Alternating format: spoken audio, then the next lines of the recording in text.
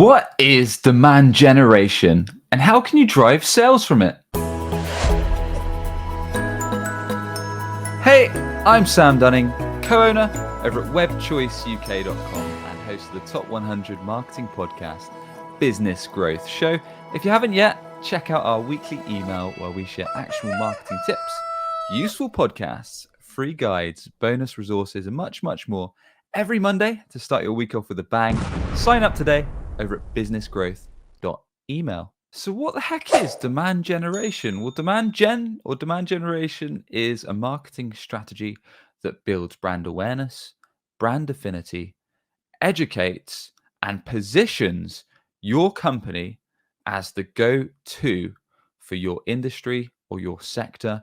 So when prospects, when ideal customers need your product or your service, they believe you are the only choice for what you need through the demand that you've generated. So what are some examples of demand generation?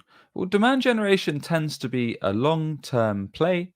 So it's not something where you can click your fingers, do one campaign, and you'll get a flood full of inbound sales leads and revenue. So a few strategies on the demand gen front might be starting your own podcast. So just like we do with Business Growth Show, we interview experts in marketing sectors, and we also share solo episodes just like this one on specific web and marketing tips. So long term, I'm educating prospects, giving them free advice, sharing best practices, and giving new ideas. So hopefully, when you might need a website or SEO strategy, you'll come to us at webchoiceuk.com. And much the same, you can do the same for your industry or your brand long term to share useful advice and become the go-to in your sector. So when people think of your product or your service, they think of you. So podcasting is one way. Another way is, especially in the B2B space, utilizing LinkedIn. So again, on LinkedIn, it's a great platform to network and connect with professionals.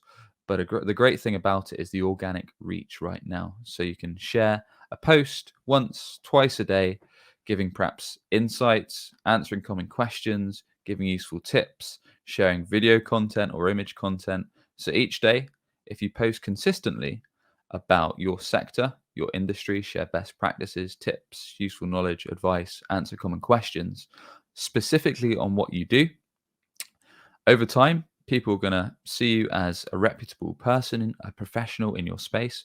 And eventually, when they need your product or your help, people are likely to reach out to you and get in touch. Some other ways to build and create demand could be by starting a YouTube channel. So much like a podcast, you could share industry best practices.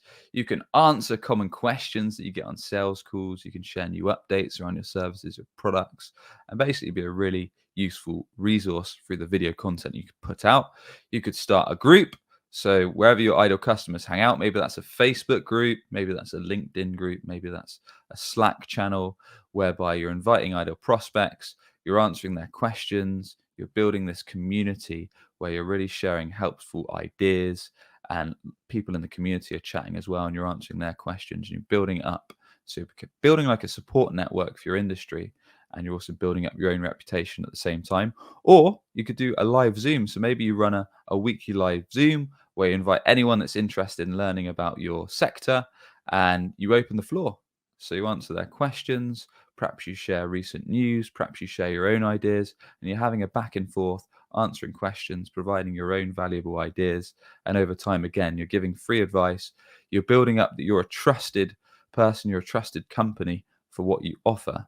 And over time, that is going to build up demand for what you provide. So what is the end game of demand generation? Well, the end game typically is that you've given so much value, you've educated your prospects so much, you've been such a helpful person or business organization that when they eventually need your product or your service you're offering, they go straight to you. So perhaps they just use search and search for your company brand, or they go straight to your website, or maybe they message you on the platform they're on and they go directly to you with really high intent to organize a sales call or to buy your product or your service. So demand generation tends to be a medium to long-term play, but what about capturing existing demands? So there's people out there that say you should just focus on demand gen, run that as a medium to long-term play and grow your business that way.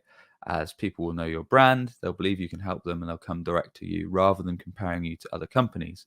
But if you want to go to market quite quickly, if you want to drive inbound leads and revenue pretty fast, I recommend utilizing existing demand. So this means people don't know your company already, but they might be searching on Google for the product or service you offer. So maybe you offer accountancy software and they're searching best accountancy software or accountancy software provider. And then you show up either on organic search through your SEO work, or maybe you show up on the ads with Google Ads, and then maybe they visit your website, you retarget them with Facebook ads or LinkedIn ads or such. But we're talking about capturing demand that's already there without demand gen.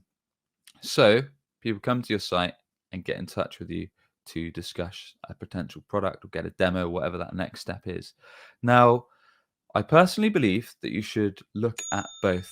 So running SEO, running ads to capture the demand that's already there where people don't know your brand, but you're relying on the fact that you can help them, you can have a conversation with them and work that lead into a deal, as that's quite a fast route to market if you run paid ads.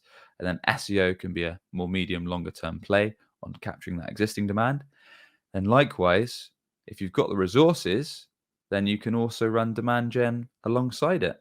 So you can build up reputation in your space, you can educate prospects, you can build brand affinity through things like podcasting, building a community, posting on LinkedIn. So long term, you're building up that reputation, you're getting customers come direct to you, and at the same time, you're capturing existing demand for people that don't know your brand but need your product or service.